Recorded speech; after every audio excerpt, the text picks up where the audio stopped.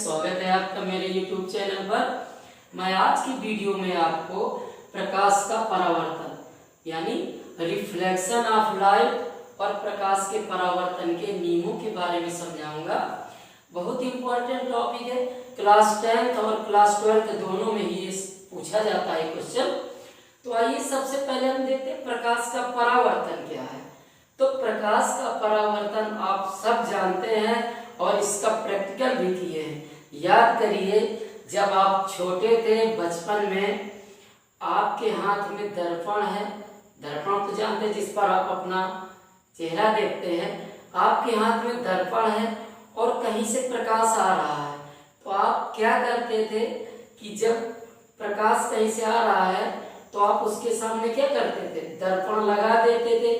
और जब प्रकाश दर्पण पर पड़ता था तो आप उसको यूं मोड़ करके किसी के चेहरे पर लगा देते थे, तो वो व्यक्ति चौंक जाता था कि अरे ये प्रकाश कहां से आ गया।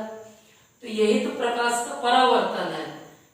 यानी जब प्रकाश किसी चिकने तल से टकराता है तो उसका अधिकांश भाग उसी माध्यम में क्या होता है, वापस लौट जाता है। इस घटना को हम क्या कहते हैं, प्रकाश का परावर्तन कहते हैं। आइए देखते हैं प्रकाश का परावर्तन। तो जैसे M1 M2 एक चिकना तल है। चिकना तल से मतलब कोई दर्पण है, ओके।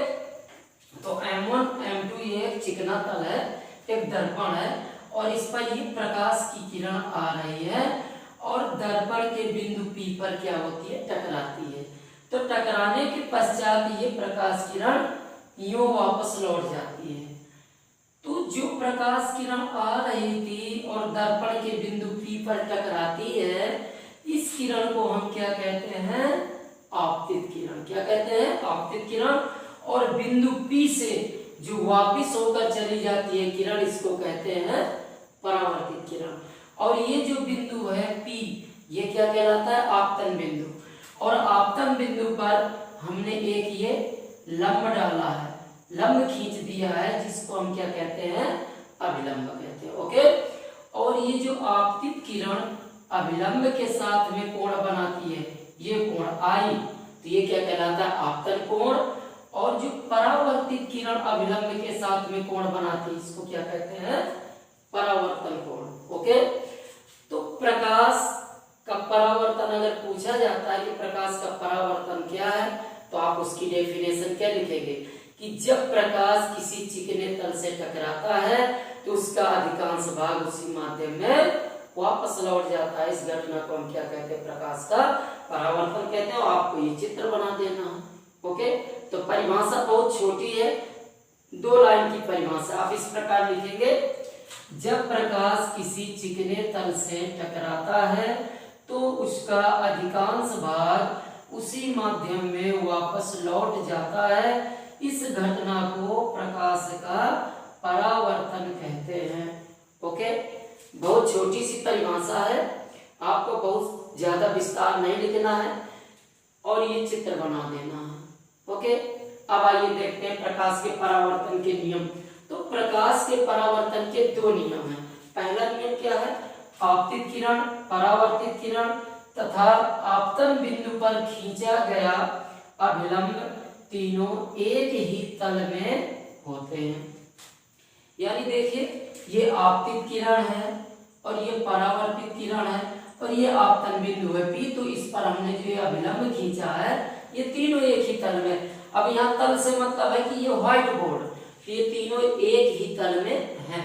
आप कागज पर बनाएंगे, कागज पर बनाएंगे तो आपतित किरण, परावर्तित किरण तथा अभिलंब तीनों किस पर होंगे, कागज के तल में होंगे। तो पहला नियम क्या है, आपतित किरण, परावर्तित किरण तथा आपतन बिंदु पर खींचा गया अभिलंब तीनों एक ही तल में होते, ओके।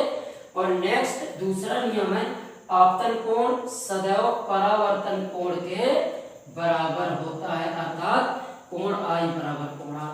ये जो अभिलंब के साथ में आपतित किरण कोण बनाती है I और अभिलंब के साथ में जो परावर्तित किरण कोण बनाती है R, तो यानी ये आपतन कोण और परावर्तन कोण दोनों आपस में क्या होते हैं, बराबर होते हैं। बहुत इंपॉर्टेंट है और बहुत ही छोटा सा इसका आंसर मैंने आपको बताया। आप बहुत ही कम से कम शब्दों में इसको लिख सकते हैं और कोई रटने की जरूरत नहीं है। एक बार मैं आपके लिए फिर दोहराया देता हूँ कि प्रकाश का परावर्तन क्या है। तो जब प्रकाश किसी चिकने तल से टकराता है तो उसका अधिकांश भाग उसी माध्यम में वापस लौट जाता है। इस घटना को प्रकाश का परावर्तन कहते हैं।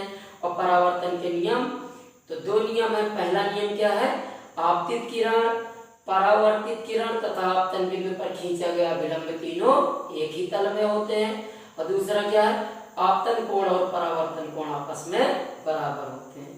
धन्यवाद। अगर वीडियो पसंद आया हो प्लीज लाइक कर दीजिए।